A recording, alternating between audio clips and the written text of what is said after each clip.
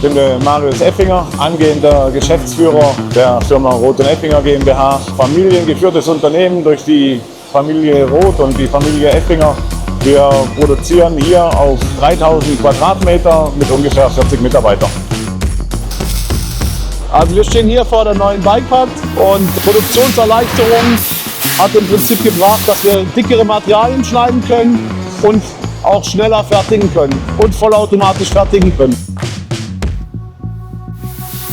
Die 10 kW Maschine kann jetzt natürlich viel stärkeres Material schneiden, 25 mm Stahl und auch bis zu 40 mm Stahl.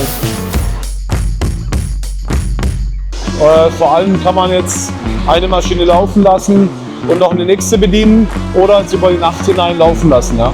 Also der Vorteil ist einfach, die Automatisierung setzt einen in eine Lage, dass man eben auch 2 Maschinen bedienen kann oder mehrere Sachen dann ablaufen lassen kann.